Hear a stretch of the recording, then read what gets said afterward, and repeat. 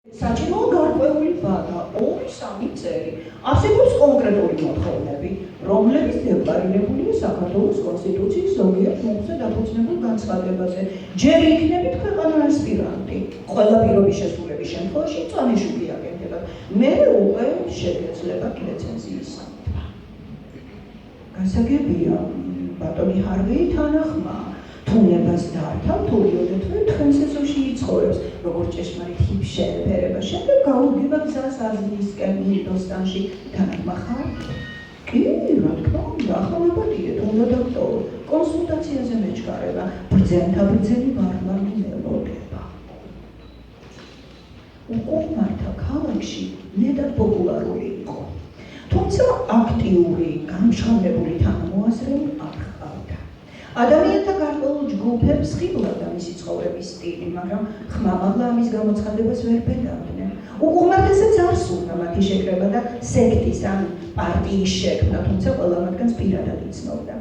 უკუღმართას მენტალური კონკურენტი მხოლოდ ერთი ადამიანი ჰყავდა, რომელიც მას პოპულარობით უსწრებდა.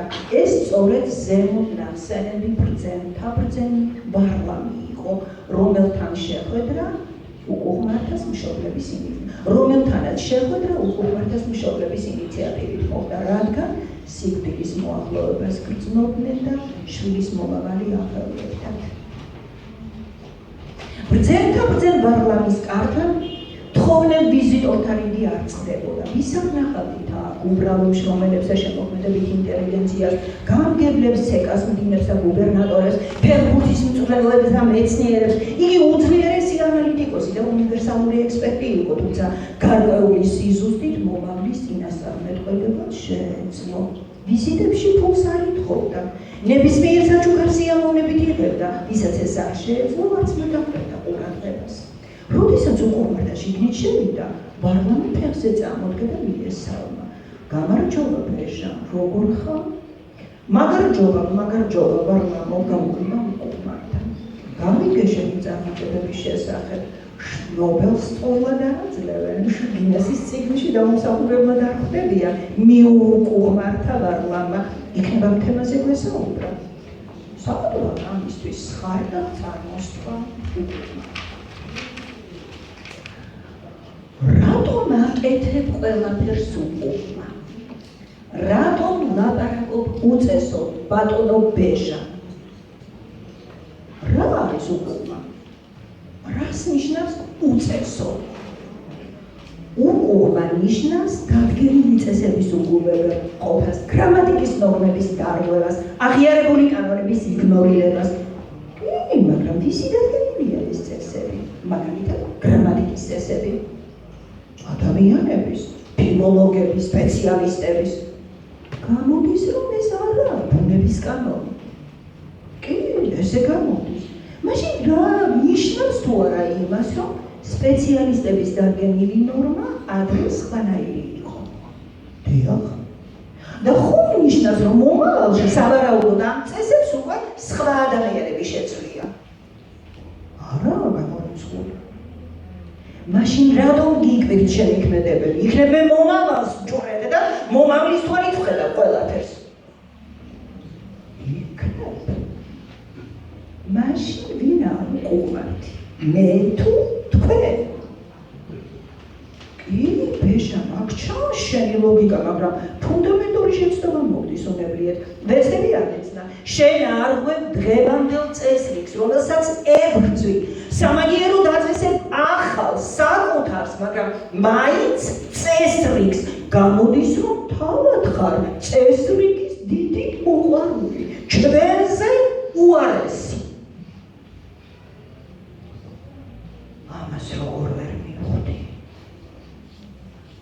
გონი რომ მართალი ხარ, ბუნიუშა უკუღმართა.